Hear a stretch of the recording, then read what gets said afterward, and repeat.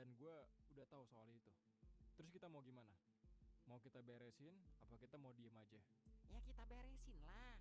Ya harus kita tuntasin semuanya sampai kota ini kembali kayak dulu lagi. Oke, bagus kalau kayak gitu. Berarti semua informasi yang kalian punya sangat-sangat bermanfaat. Gua bakal atur titik pertemuan kita dan rencana kita. Sampai jumpa lagi.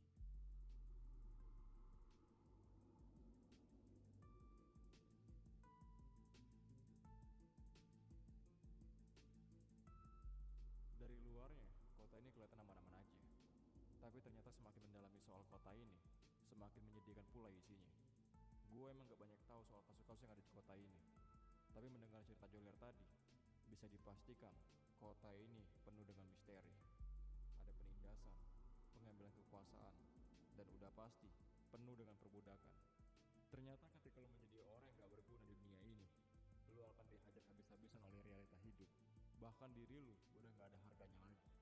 Ya, itulah kenapa kita harus berjuang. Gue jadi ingin masa kecil gue dulu, sebelum akhirnya gue dilempar ke kampung maling. Kayaknya gue dibuang untuk suatu alasan. Ya, karena gue masih kecil, gue gak tahu banyak hal tentang orang tua gue. Tapi yang paling gue ingat adalah gue dibuang karena gue dianggap tidak berguna.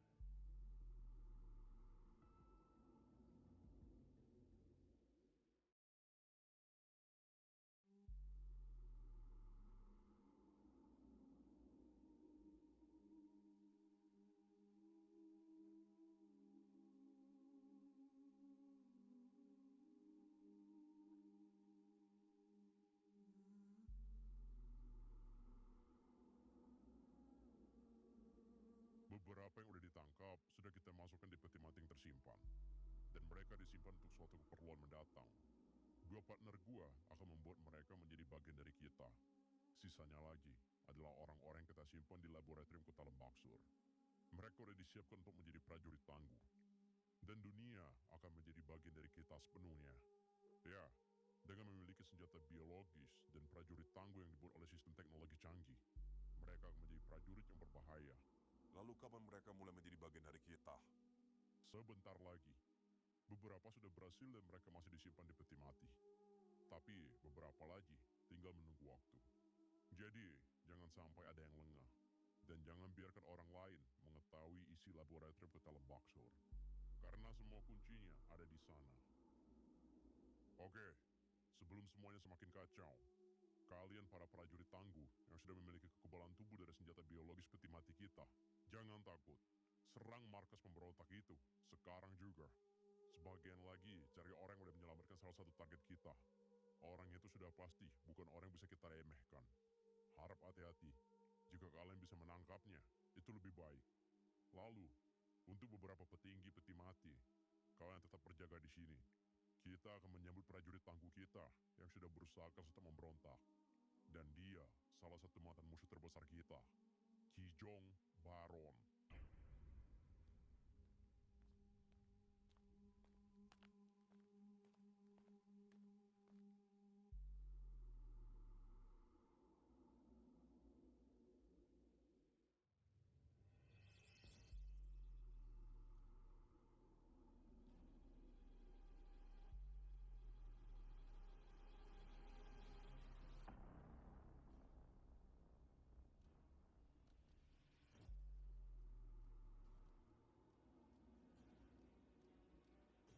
Dia bukan lagi seperti orang yang sebelumnya.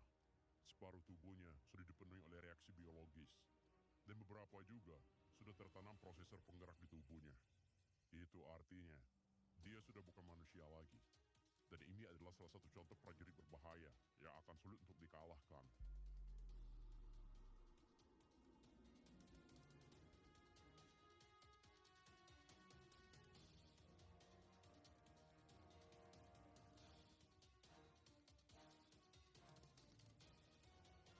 Oh, jadi gitu mbak. Berarti gua harus ketemu sama Bang Epino sekarang. Lu mau ngapain, Jul? Aduh, gawat ini. Bang, ternyata lu selama ini nyamar ya bang? Hah?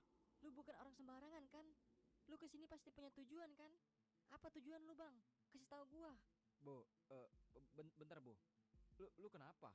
Lu ngomong apa sih? Udahlah bang, gue udah tahu semuanya. Itu kumis sama jenggot lu palsu kan? Terus lu juga jago berantem kan bang? Hah? Kok dia bisa tahu? Pasti si Kia yang ngasih tahu ini. Padahal udah jelas-jelas dia janji gak bakal ngasih tahu siapa-siapa kan? Iya, sebenarnya kamu itu siapa? Hah? Kek, Kakek udah dengar semuanya, apa yang lu omongin tadi. Dan kakek udah tahu tujuan lu kesini mau ngapain.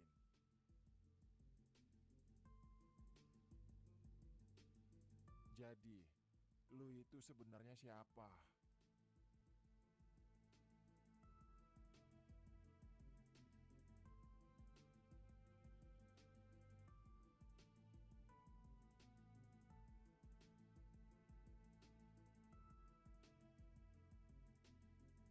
Lu nggak bakal tahu apa yang kita rasain.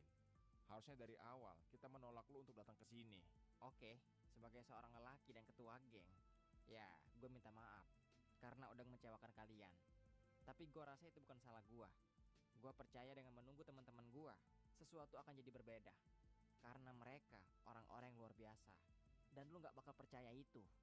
Mau ada atau enggak temen lu, nggak bakal merubah keadaan kalau cuma diem aja. Mungkin gue emang terkenal dongo, gak punya pikiran. Tapi gue punya hati.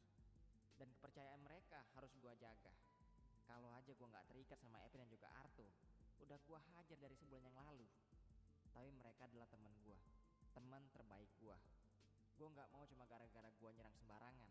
Rencana mereka jadi kacau balau, bahkan membahayakan nyawa mereka. Oke, itu terserah lu.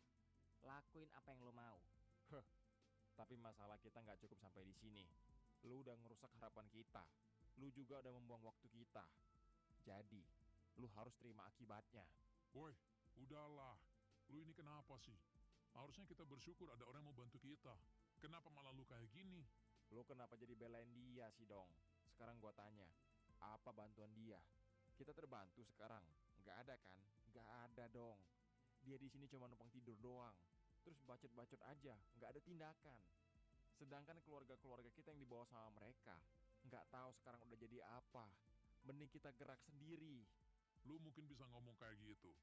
Tapi gue udah pernah ngerasain betapa berbahayanya orang-orang di laboratorium itu. Dan lu udah pernah lihat kan, apa jadinya gua kalau nggak ada orang ini? Oke, kalau lu udah tahu orang-orang di sana berbahaya, terus apa yang lu harapin dari orang ini? Ini orang cuma orang biasa. Nih, sekarang lu lihat nih, orang kayak gini nggak bakal bisa apa-apa. Jadi nggak usah berharap banyak sama dia. Nih, lu lihat dengan mata kepala lu sendiri.